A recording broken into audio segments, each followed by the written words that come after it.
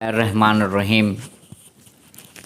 یہ جو کلپ ہے یہ ہے کہکشاں سے متعلق۔ کہکشاں یہ تعقلون عقل سے کام نہیں لیتے، تدبرون تدبر سے کام نہیں لیتے، یتفکرون فکر سے کام نہیں لیتے، یہ کائنات کی بناوٹ پہ غور نہیں کرتے۔ جگہ جگہ قرآن مجید میں یہ آیتیں موجود ہیں کہ یہ غور کیوں نہیں کرتے ہیں، یہ فکر کیوں نہیں کرتے ہیں، یہ غور کیوں نہیں کرتے ہیں، یہ فکر کیوں نہیں کرتے ہیں۔ ہم ساری زندگی ہم اس میں گزار دیتے ہیں کہ ہم کمزور ہو گئے ہیں، ہمیں یہاں تکلیف ہو رہی ہے، ہمیں سر میں درد ہو رہا ہے، ہمارے پیر میں تکلیف ہو رہی ہے۔ ہم اپنے آپ سے نہیں نکلتے ہیں تو ہم کائنات کی بناوٹ پہ غور کیا کریں گے؟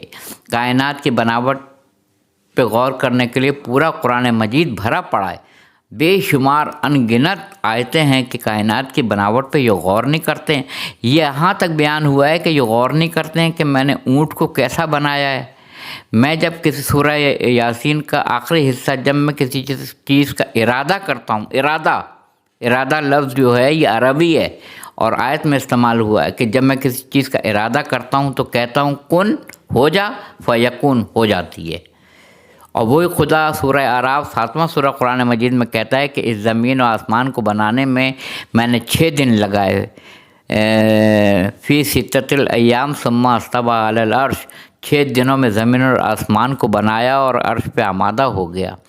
تو اللہ کبھی کہتا ہے کہ میں کہتا ہوں کن ہو جا اور فوراً ہو جاتی ہے فیکون، اور کبھی کہتا ہے کہ میں نے 6 دن لگائے زمین و آسمان کو بنانے میں۔ اس میں بھی حکمت ہے، اس میں بھی دانائی ہے، اس میں بھی یتفکرون ہے، اس میں بھی تدبرون ہے، اس میں بھی تعقلون ہے، اس میں بھی عقل سے کام لینے کی ضرورت ہے، فکر کرنے کی ضرورت ہے۔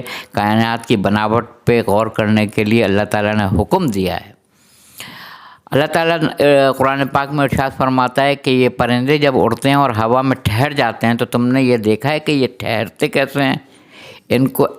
کون ایسا ان کو ہواؤں کے اندر معلق رکھتا ہے کہ یہ پرندے ٹھہرے رہتے ہیں آسمان میں؟ کیا تم نے دیکھا نہیں ہے؟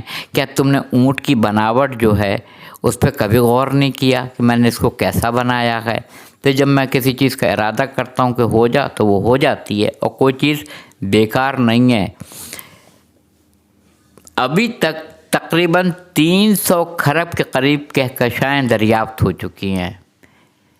ملکی وے سولر سسٹم ہمارا جو ہے وہ ایک سورج، ایک چاند، 9 سیارے اور ستارے، یہ ہمارا ایک سولر سسٹم ہے، اور 1,00,000 نوری سال سے ایک سرا دوسرے سرے کو جا کے ٹچ کرتا ہے۔ 1,00,000 نوری سال، اس کی کیلکولیشن میں جتنے بھی کیلکولیٹر آ جائیں وہ کیلکولیٹر اٹھا ہی نہیں سکتا ہے۔ یعنی 1,00,000 نوری سال اندازہ لگا لیں ایک سرے سے دوسرے سرے کے لیے ہے، کہ اگر آپ کا جو اپنی کہکشاں ہیں، اور دنیا میں پتہ نہیں لا تعداد، اس کی تعداد کا علم بھی نہیں ہے، اتنے سورج ہیں اور اتنے چاند ہیں کہ جن کا تصور بھی بعید از عقل ہے، عقل میں نہ آنے والی بات ہے۔ کتنے چاند ہیں اور کتنے سورج ہیں۔ اس لیے اس نے سورہ رحمان میں کہا بسم اللہ الرحمن الرحیم، رب المشرقین و رب المغربین۔ مشرقین بہت مشرق ہیں، مغربین بے شمار مغرب ہیں۔ کسی نے حضرت علی علیہ السلام سے پوچھا کہ امیر المومنین آدم علیہ السلام کے بارے میں کچھ بتائیں، تو آپ نے کہا کہ کون سے والے آدم کے بارے میں؟ سبحان اللہ، کون سے والے آدم کے بارے میں؟ تو یہی وجہ تھی کہ فرشتوں نے کہا کہ تو زمین پہ اس کو اپنا خلیفہ بنا کے بھیج رہا ہے جو خون خرابہ کرے گا۔ یہاں بھی غور و فکر کی ضرورت ہے۔ کیا اس سے پہلے بھی دنیا بنی تھی؟ اور کیا اس سے پہلے بھی خون خرابہ ہو چکا تھا؟ نہیں پتہ۔ وہ کہتا ہے میں نے کوئی چیز کو بیکار نہیں بنایا ہے۔ یعنی سورہ جمعہ میں کہتا ہے بسم اللہ الرحمن الرحیم، یسبح للہ ما فی السماوات و ما فی الارض، کہ کائنات کا ذرہ ذرہ اس کی عبادت کر رہا ہے، کائنات کا ذرہ ذرہ اس کی ابدیت میں ہے۔ تو اگر سطح شعور نہ ہو انسان میں، یا جو چیز وہ بنا رہا ہے اس میں سطح شعور نہ ہو، تو عبادت ممکن نہیں ہے. یعنی کائنات کا ذرہ ذرہ جب پروردگار عالم کی حمد و ثنا بیان کر رہا ہے، اس کا مطلب ہے اس میں چاہے وہ پتھر ہو، جمادات ہو، نباتات ہو، حیوان ہو، انسان ہو، ہر میں اللہ نے سطح شعور رکھا ہے. اسی لیے تبھی تو وہ عبادت کر رہا ہے. میں نے سورج اور چاند کو مقررہ راستوں پہ چلنے کا حکم دے رکھا ہے جس پہ وہ چلتے رہتے ہیں، اور کائنات کا ذرہ ذرہ میری ابدیت میں میری عبادت کرتا ہے. کائنات کا ذرہ ذرہ، وہ تو ایک انسان ہے جو بڑا سمیع بصیرہ، یعنی ہم نے اس کو سنتا دیکھتا بنایا. اما شاکرم اما کفورا، تو چاہے تو میرا شکر ادا کرے، چاہے تو میرا کفر کرے میرے ساتھ، یا میرا شکر ادا کرے. انسان بڑا سرکش ہے، اور کائنات کا ذرہ ذرہ اللہ کی عبادت کر رہا ہے. اللہ کی عبادت سورہ رعد 13واں سورہ قرآن مجید کا، اس میں یہ آیت موجود ہے، پڑھ لیجیے گا کہ رعد، بجلی اور ملائکہ مجھے سجدہ کرتے ہیں. بجلی اللہ تعالیٰ کو سجدہ کرتی ہے. بجلی، یہ آیت ہے کہ رعد اور ملائکہ مجھے سجدہ کرتے ہیں، یعنی بجلی اللہ کو سجدہ کرتی ہے. بجلی سے متعلق وہ یہ کہتا ہے، ہم نے خبر سنی فلاں جگہ بجلی گر گئی، گاؤں کا گاؤں ہلاک ختم ہو گیا، فلاں جگہ بجلی گئی، اتنے لوگ ختم ہو گئے. تو وہ کہتا ہے میں جس پہ چاہتا ہوں اس پہ یہ بجلی گرا دیتا ہوں، میں جس پہ چاہتا ہوں. اس کا ترجمہ آپ پڑھیے گا. اگر اس میں کوئی بھی آپ کو 19-20 نظر آئے تو آپ دوبارہ کمنٹ سیکشن میں آ کے کمنٹس کر دیجیے گا کہ یہ آیت نہیں موجود ہے.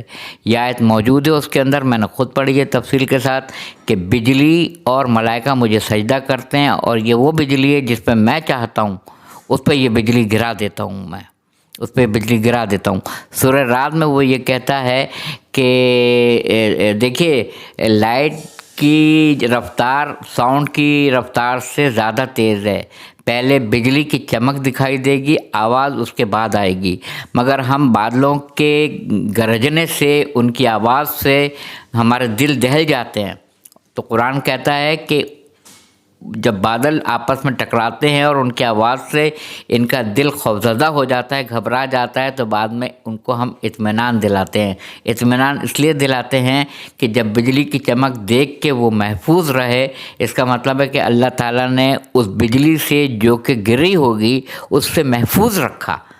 آواز تو بعد میں آئے گی، کیونکہ ساؤنڈ کی جو رفتار ہے وہ بعد میں آئے گی. لائٹ کی 1,88,000 میل فی سیکنڈ ہے. تو پہلے آپ بجلی کی چمک دیکھیں گے، اس کے بعد آواز آئے گی. تو جب آپ نے بجلی دیکھ لی اور آپ محفوظ ہیں تو آواز سے گھبرانے کی کیا ضرورت ہے؟ کائنات کی چیز کے اوپر غور کرنے کی ضرورت ہے. ایک ایک چیز غور کرنے کے لیے ہے، ہم غور نہیں کرتے ہیں. ہم بیماریوں میں لگے ہوئے ہیں، پریشانیوں میں لگے ہوئے ہیں، ذریعہ معاش کو تلاش کرتے رہتے ہیں. ہمارے پاس اتنے مسائلوں کا انبار لگ گیا ہے کہ ہم کتابیں پڑھنا ہم نے چھوڑ دیے. ہمارے پاس اس کرونا کی وبا نے دنیا کو تہس نہس کر دیا، تباہ و برباد کر کے رکھ دیا. اور یہ ہمارے قرآن مجید میں میں نے وہ آیت بھی پڑھی ہے کہ سارا خیر میری طرف سے ہے، شر جو ہے وہ خود ساختہ ہے. شر انسان نے خود پیدا کیا ہے اور خیر میری طرف سے ہے. اب کرونا کو آپ یہ کہہ لیں کہ کسی لیبارٹری میں تیار ہوا ہے، حتمی کوئی نہیں کہہ سکتا ہے، یا اللہ تعالیٰ کا عذاب ہے. عذاب تو 100% عذاب ہے، جس میں لوگ ایک دوسرے سے مصافحہ نہ کر سکیں، ایک دوسرے کے یہاں آ جا نہ سکیں، ملنا ملانا ختم ہو جائے، مسجدوں میں تعداد کم ہو جائے. نماز جنازہ میں لوگ سوچتے ہیں جائیں یا نہ جائیں، کسی کے یہاں تعزیت میں جائیں یا نہ جائیں. یعنی ساری ملنا ملانا، سارا گلے لگانا، ہاتھ ملانا، مصافحہ کرنا سب ختم ہو گیا، سب ختم ہو گیا ہے. اور آخری میں ایک آیت کو کوٹ کر کے آپ سے اجازت لوں گا. سورہ مائدہ 5واں سورہ قرآن مجید کا آیت نمبر 51 اس میں صاف صاف لکھا ہوا ہے، جا کے اس کو پڑھ لیجیے گا کہ جس مسلمان نے کسی نے بھی یہود و نصارہ سے دوستی کی، یہ آپس میں سے دوست ہیں یہود و نصارہ، مگر کسی نے بھی اگر مسلمانوں میں سے ان میں سے کسی سے بھی دوستی کی یہود و نصارہ سے، وہ بھی ان جیسا ہی ہے. یعنی وہ مسلمان نہیں ہے، دائرہ اسلام سے خارج ہے. اس کی روشنی میں دیکھ لیجئے کہ عالم اسلام میں اس وقت کیا ہو رہا ہے یہودیوں کے ساتھ، ہمارا رویہ یہودیوں کے ساتھ کیسا جا رہا ہے، اس کی روشنی میں 5واں سورہ مائدہ آیت نمبر 51 کھلی ہوئی آیت ہے، آیت مبین ہے، روشن آیت ہے، محکم آیت ہے اور متشابہ بھی نہیں ہے۔ جس کسی نے مسلمان نے یہود و نصارہ سے یعنی عیسائیوں سے اور یہودیوں سے مراسم بڑھائے وہ بھی انہی جیسا ہے اور دائرہ اسلام سے باہر ہے۔ وآخر دعوانا الحمدللہ رب العالمین۔